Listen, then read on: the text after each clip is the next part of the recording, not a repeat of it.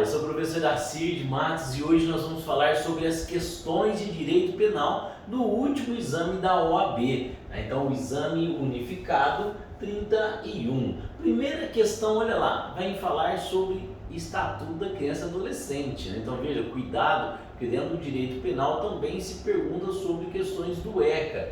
O adolescente João, com 16 anos completos, foi apreendido em flagrante quando praticava ato infracional ao crime de furto. Por que é análogo aqui, gente? Porque quando se trata do ECA, a gente não fala que comete crime, né? Então é fato análogo ao crime de furto.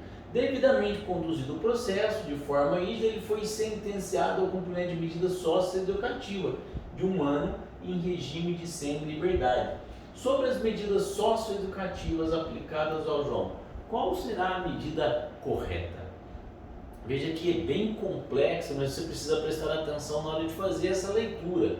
A medida de liberdade assistida será fixada pelo prazo máximo de 6 meses, sendo que ao final de tal período, caso o João não se revele suficiente ressocializado, a medida será convolada em internação. Será que é isso? Posso modificar de um regime de semi-liberdade para internação? Olha a alternativa B. A medida aplicada foi equivocada, pois deveria ter sido necessariamente determinada a internação de João. Será que João, sendo primário, um furto, não tem mais detalhes aqui de quantidade, uma série de coisas? Será que só por isso já deveria colocar a medida mais gravosa que a internação? E olha a terceira. No regime de semi-liberdade, João poderia sair da instituição para ocupações rotineiras de trabalho e estudo, sem necessidade de autorização judicial. Regime de semi-liberdade, nós sabemos que permite que ele faça atividades extras. Qual pegadinha que pode ter ou não? Depende ou não de autorização judicial. E a última aqui, a medida aplicada foi equivocada, pois não poderia, pelo fato análogo furto, ter sido aplicada medida diversa da liberdade assistida. Então veja que você precisa ir lá no ECA ver quais são os tipos de medida socioeducativa e a gravidade que elas têm, de forma que, olha só qual foi a resposta correta, alternativa C, né? Por que a alternativa C? Lá no artigo 120 da Lei 8.069, que é o ECA, né? O regime de semi-liberdade pode ser determinado desde o início ou como forma de transição para o meio aberto, possibilitando a realização de atividades externas independente da autorização judicial. Então veja, se ele estivesse na internação, poderia então colocar o regime de semi-liberdade, mas pode sim desde o início ser aplicada essa medida socioeducativa de semi-liberdade. E a resposta então não depende de autorização judicial para poder realizar qualquer atividade externa, né? Depois, olha essa outra questão interessantíssima. Imagina só, Maria foi lá numa loja de departamento, apresentou roupas no valor de R$1.200, foi lá, comprou R$1.200 de roupa ao caixa. Quando buscou efetuar o pagamento por meio de um cheque, foi lá, pegou as roupas, foi pagar com cheque, inclusive assinando como se fosse o titular da conta. Veja, Maria foi lá, assinou o cheque.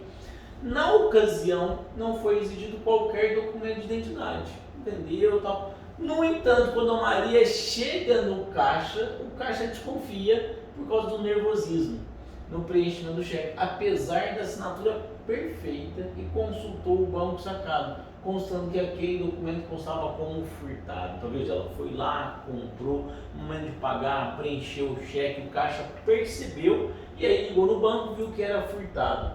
Assim, Maria foi presa em flagrante naquele momento e posteriormente denunciada pelos crimes de estelionato e falsificação de documento público em concurso material. Confirmados os fatos, você, na qualidade de advogado de Maria, no momento das alegações finais, sob o ponto de vista técnico, deverá buscar qual o reconhecimento? Lembra lá, tem crime concurso? Concurso formal, concurso material, crime continuado? Quando é que caracteriza o estelionato? O estelionato, ele pode ser tentado ou não, né? E aí, nesse caso, houve o efetivo prejuízo, o engano, ou pelo simples fato do funcionário do caixa ter percebido que tinha algo de errado? E aí? Vamos lá então. Primeira resposta aqui. Alternativa A: concurso formal entre os crimes de estelionato consumado e falsificação de documento.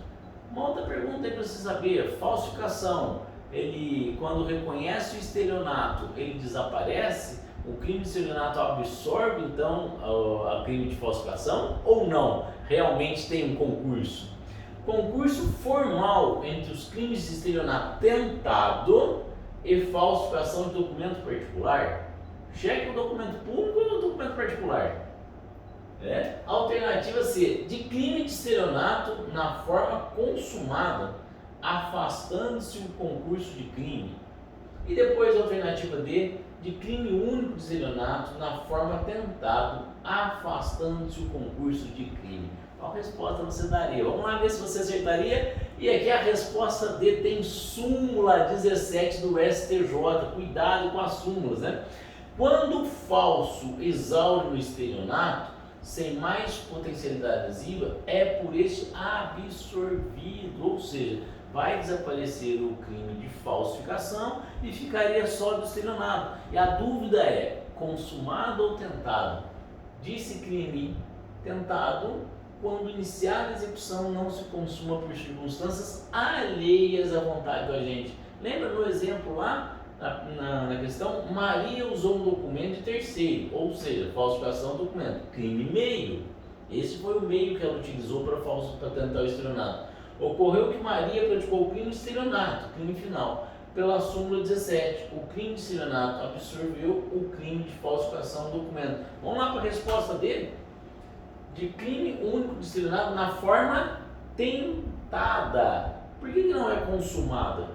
Porque não houve o efetivo prejuízo, tá? Só por causa disso. Se tivesse saído pago, tivesse andado alguns passos, no outro dia seguinte tivesse percebido isso, sim, estelionato consumado, tá bom? Então, durante uma reunião de condômino, essa tem uma pegadinha aqui que eu tive conversando com a Lívia, minha estagiária, se a resposta era uma ou outra, e ficamos aqui em grande discussão e nós vamos traçar a discussão aqui para você. Então olha só, você está numa reunião de condomínio, de repente o Paulo, com ânimo de ofender a honra objetiva, e você sabe que nós temos a honra subjetiva e a honra objetiva do condômino Arthur. Então um condômino ofende a honra do outro funcionário público. Aqui tem aquela questão da exceção de verdade, lembra? Mesmo sabendo que o ofendido foi absolvido naquela imputação por decisão transitada em julgado. Vamos ver, quem faz a ofensa, a honra objetiva, sabia que o Arthur não tinha sido condenado, mas olha só, ele vem e afirma: não tem condições morais para conviver naquele prédio. Opa! Porquanto se apropriaria de dinheiro do condômino quando exercia a função de síndico.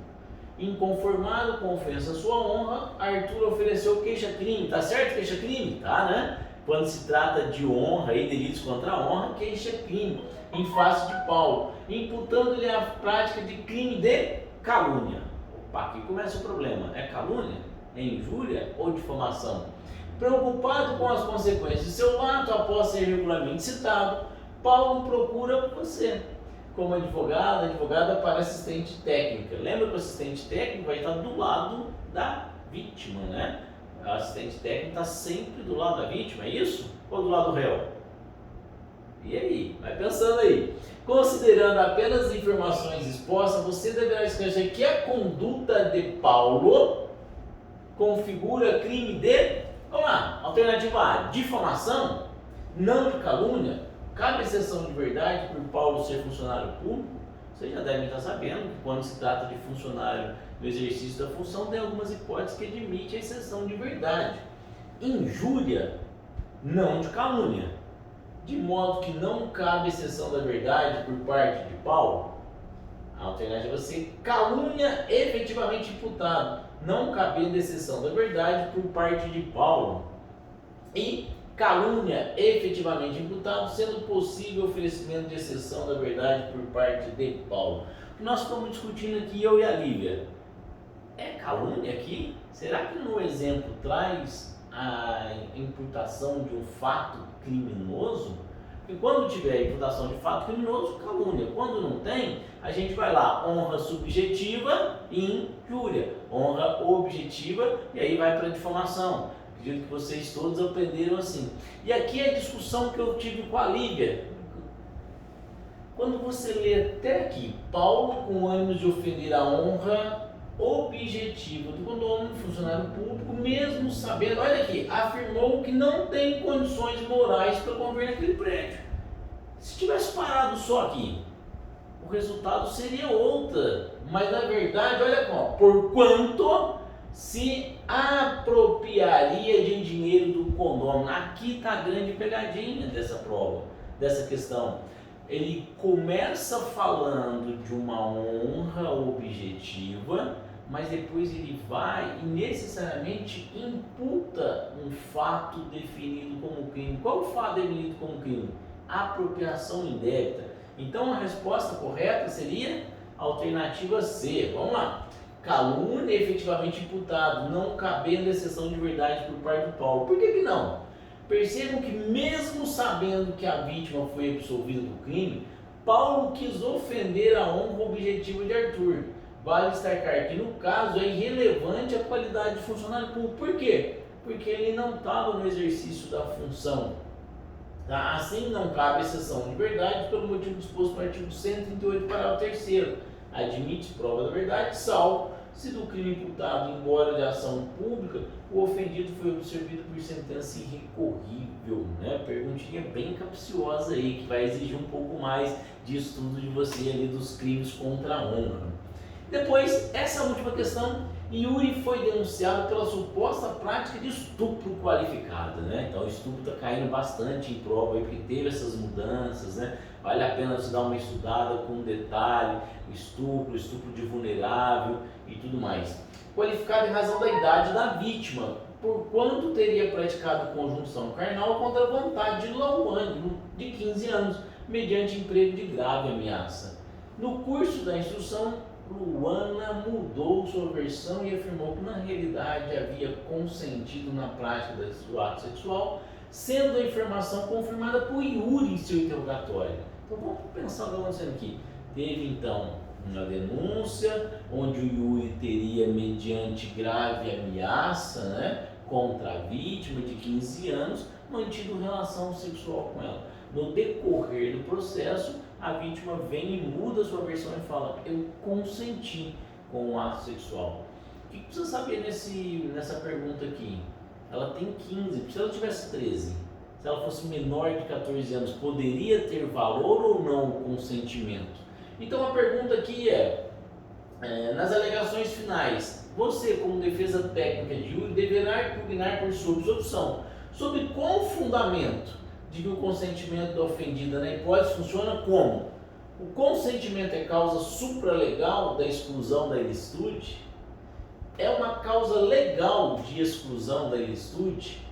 Fundamento para reconhecimento da atipicidade da conduta? Ou causa supralegal de exclusão da culpabilidade? Você vê que aqui nessa perguntinha trabalha aquela questão de você saber quando o que caracteriza o fato típico. Lembra aquela tripartite, fato típico, antijurídico, culpabilidade. Então trabalha, se você precisa saber quais são os elementos que constituem um fato típico e quais são os elementos que vão trabalhar lá na culpabilidade. Aqui, consentimento do ofendido. Então veja, estupro exige o quê? Uma conjunção, um ato sexual, né? Não consentido. A partir do momento que você teve o consenso, teve estupro? E aí? Resposta então C. A conduta é atípica, porque as pessoas maiores de 15 anos, né, no caso aqui, o maior de 14 anos, no nosso exemplo de 15 anos, podem consentir com a prática do ato sexual. Então, aquela denúncia de estupro de vulnerável é atípica, né? Vamos voltar aqui. Estupro qualificado, melhor dizendo, estupro qualificado. né, é atípica. Conduta atípica, haja visto que as pessoas maiores de 14 anos de idade, de livre e espontânea vontade, podem praticar atos de conjunção carnal ou libidinosos diversos da conjunção carnal, tá certo? Hoje vocês já estão sabendo que o estupro e o ato libidinoso estão tudo no mesmo tipo legal. E aí, a última pergunta, André, nascido em 21/11/2001, olha só que interessante, adquiriu de Francisco em 18/11/2019, olha só, 21/11/18/11, 19, 20, 21, 3 dias antes de se tornar o quê? Maior, é isso? Ele adquire então a droga, olha lá, grande quantidade de droga, com o fim de vendê-la aos convidados de seu aniversário, que seria celebrado no dia 24/11, ou seja, né, 3 dias antes ele compra a droga, 3 dias depois ele faz uma festa do seu aniversário, imediatamente após a compra guardou a droga no armário do seu quarto. Em 23/11, a partir de uma denúncia anônima, unidos os respectivos mandados de busca e apreensão, que foi deferido judicialmente, policiais compareceram à residência do André, onde encontraram a droga e fizeram a apreensão. De imediato, a mãe de André em contato com você, advogada da família. Considerando apenas as informações expostas na delegacia, o advogado André deveria esclarecer à família que André penalmente será considerado, e aí, é imputável? Inimputável? Ele comprou a droga quando ele era menor de idade. Agora ele foi pego com a droga quando ele já é maior de idade. E aí? É do tempo de quando ele comprou ou de quando houve a prisão? E aí, né, veja, é muito importante você ver aqui que crime é que ele está sendo denunciado, tá? E aí, vamos pensar, alternativa A, ele é inimputável, devendo responder apenas por ato infracional ao delito de tráfico em razão de sua menoridade, quando da aquisição da droga, é isso mesmo? Né, com base na teoria da atividade adotada pelo Código Penal para definir o momento do crime. Depois, inimputável, devendo responder apenas por ato infracional análogo ao delito de tráfico, tendo em vista que o Código Penal adota a teoria da ubiquidade para definir o momento do crime. E aí, né? É teoria da atividade ou teoria da ubiquidade? Todos os dois aqui seriam, então, inimputável. Agora, olha a alternativa C. Inimputável, podendo responder por delito de tráfico de droga, mesmo adotando o Código Penal, a teoria da atividade para definir o momento do crime. Outra, e aí? E aí você tem 3 inimputáveis, né? 4, e a alternativa D vai falar que ele é imputável, né? Podendo responder pelo delito de associação para o tráfico, que tem natureza permanente, tendo em vista que o Código Penal adota a teoria do resultado para definir o momento do crime. E aí, hein? Qual teoria eu vou adotar? Alternativa C, vamos lá. Imputável. Então eu tinha 2 inimputáveis e 2 imputáveis, né? 2 inimputáveis sob fundamentos diversos, 2 imputáveis com fundamentos diversos. E aqui tem essa famosa regrinha aí, né? Luta, vamos pra luta, né? É isso? Lugar é ubiquidade. Então, quando se falar de local, ubiquidade, a teoria da ubiquidade. E o tempo é da atividade. Então, guarda essa regrinha aqui, a luta. O crime de tráfico de droga é de caráter permanente, pessoal. Perpetuante no tempo. Veja, se a polícia tivesse feito a apreensão logo quando ele adquiriu, ele ia responder por fato análogo, né? Ele era inimputável, ia lá pro ECA. Mas como ele adquiriu? Ok, menor. Mas o crime é permanente, se prolonga no tempo, quando da apreensão ele já era maior de idade. Vamos voltar lá? Então ele era imputável, devendo responder pelo delito de tráfico de drogas, mesmo adotando o Código Penal, teoria da atividade. Por que a alternativa D estaria errada?